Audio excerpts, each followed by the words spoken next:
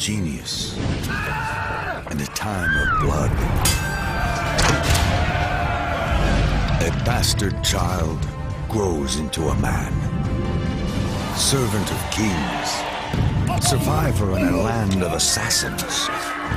He builds an extraordinary legend in a place where life is cheap, skilled in the mechanisms of war and the workings of power.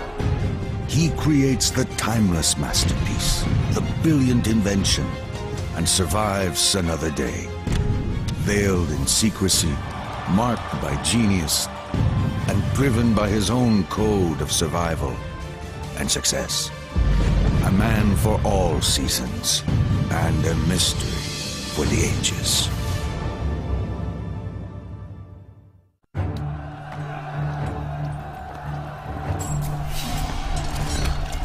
Constantinople, the capital of the Byzantine Empire.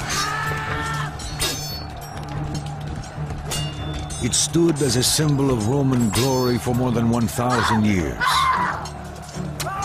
But after a brutal siege, it falls at last to the Muslim Turks. The Pope, Pius II, right after the fall of Constantinople, reminded everybody in letters he sent throughout Europe that this was a monumental event. The collapse of the mighty Byzantine Empire seems like the very end of civilization itself. But civilization is about to see a rebirth. With the old city, an old idea dies, and a new one escapes, finding refuge to the west, in the city-states of Italy. To the Byzantines, God is the center and meaning of everything. But a revolutionary idea, humanism, allows for the study of man and new explorations into science. It is a philosophy with the power to change the world.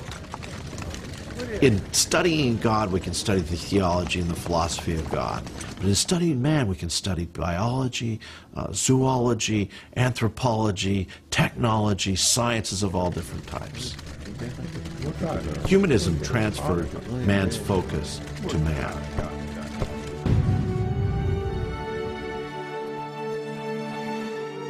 In the city-states of Italy, humanism ignites a new age, the Renaissance, heralding an explosion of new ideas, new inventions, and new discoveries.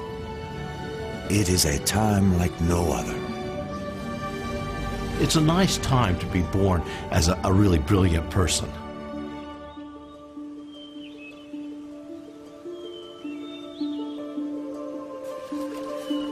In a small rural town in Tuscany, a young boy discovers the world.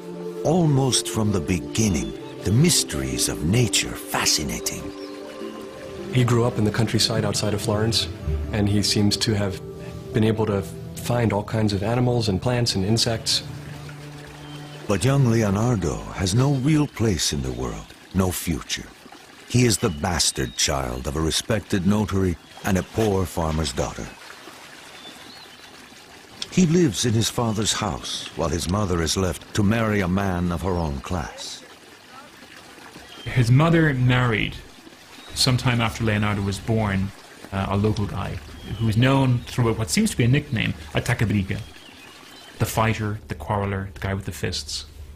They probably lived locally. It's not inconceivable that Leonardo would have had some access to her, but it's equally possible that Leonardo's family kept him away from these other people who were of a different social station.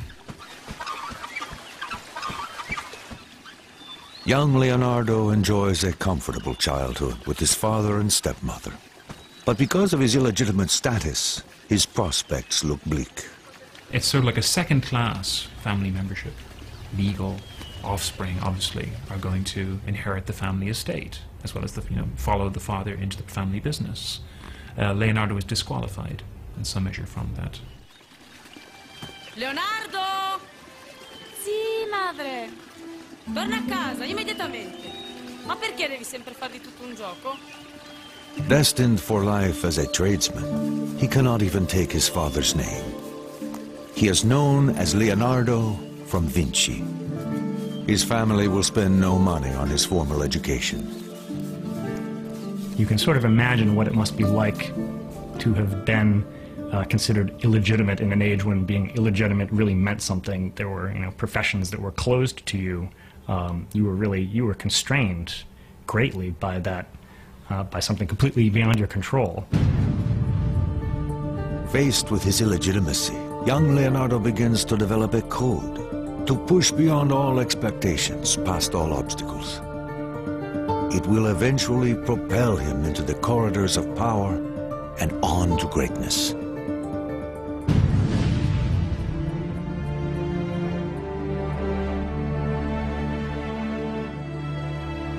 In his teens, Leonardo moves with his father to Florence, a city driven by perilous politics. In this thriving place of commerce and beauty, one family stands at the center. A family whose importance to Leonardo will grow as he matures. The Medici. The Medicis are in charge of Florence because they were the bankers early on, and they gained control of Florence. And even though it was a republic and somebody should be voting for them, they controlled all the votes. The Medici, rich and very powerful, are the most important patrons of the arts in Florence. Yet in spite of their power, the Medici bankers can never rest easy. Assassination is common, as rival banking families compete for the city's wealth. If you look at some of these paintings just of the Renaissance leaders, they're wearing what looks like studs on their clothing. No, they're wearing cloth-covered armor. L'interesse è difficoltoso, come avevamo discusso. E allora onoratelo col vostro sigillo. They're scared to death that they're going to get knifed in the streets. The Medicis keep a poisoner on staff at all times. I mean, what's going on? In a society governed by fear, suspicion breeds a brutal form of justice. Any accusation, personal or political, can be lodged anonymously through the tamburo. This dangerous box throws a dark shadow on Leonardo's future. Once a citizen lodges a charge, the authorities investigate. Even the innocent are shamed, and the guilty severely punished.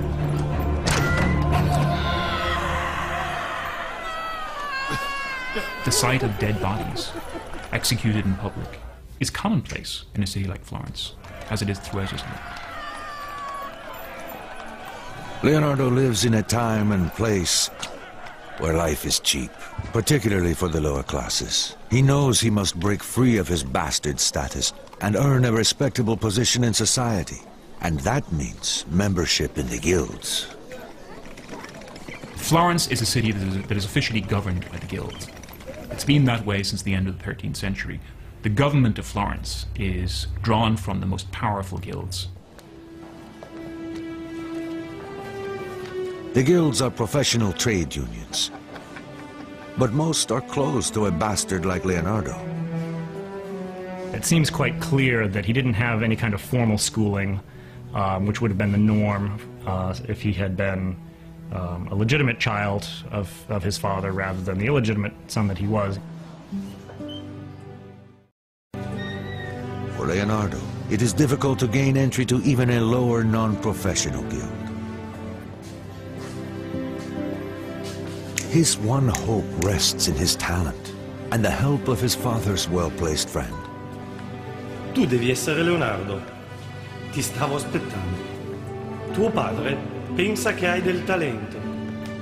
In 1468, when Leonardo is 16, his father sends him to Andrea de Verrocchio, a highly regarded Florentine artist.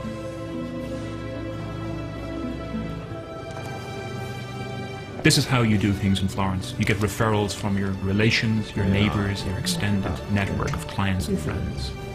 This kind of personal referral is how you, in a certain way, break the practice of training your own son in your own line of work.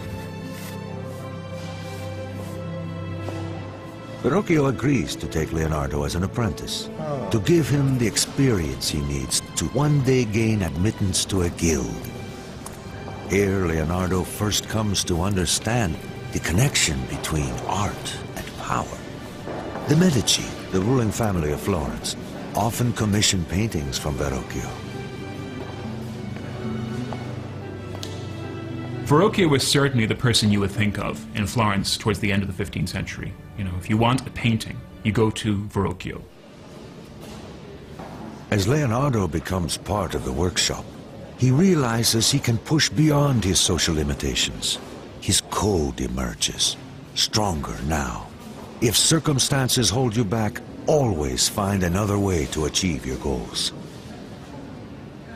But beyond the doors of the studio, Florence is entering a dangerous time. Even as the Medici family patriarch Piero de' Medici lay dying, enemies plot to steal control of his family's fortune. Piero, ti senti un po' meglio? Solo la morte può recarmi conforto adesso. All the wealth and prestige of the Medici could quickly come undone as plots against their very lives are quietly prepared.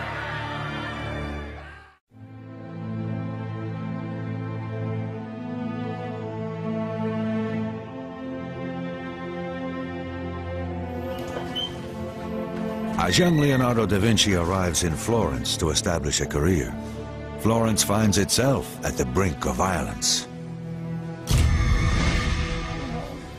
The ruling family of Florence gathers at the deathbed of the patriarch, Piero de' Medici. Great danger awaits his son Lorenzo, only 20, as the rival banking family, the Pazzis, plot against him. Questa è la mia ultima volontà per te, Lorenzo. Devi guidare questa casata e guidare Firenze. Nessun altro può farlo. Devi stare attento, molto attento. The Pazzi Medici problems were problems of business. We don't think the business might end up in murder. Maybe not the business outside of the underworld or the Sopranos or something along those lines, but this is what was happening. If you were a leader, your life was in danger. The Pazzi family hungers for the Medici's power and wealth. They will do anything to seize it for themselves.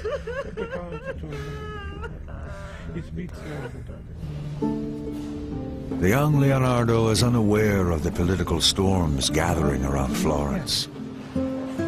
Though he will never meet them, the Medici will exert a profound influence on his young, ambitious life.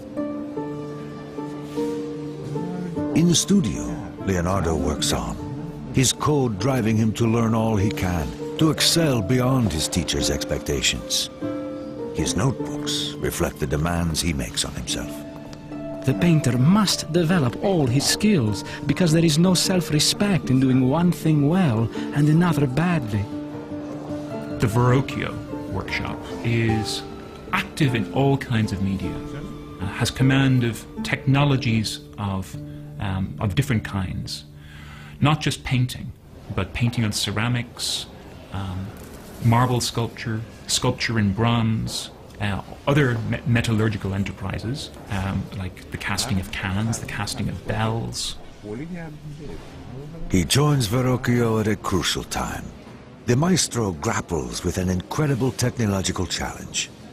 One of the things Leonardo would have seen in Verrocchio's workshop is the design and then the completion of a globe placed on top of one of the most important buildings in Florence. Saranno 2 tonnellate di rame dorato e deve essere bilanciato alla perfezione. Ma come, maestro? The construction of the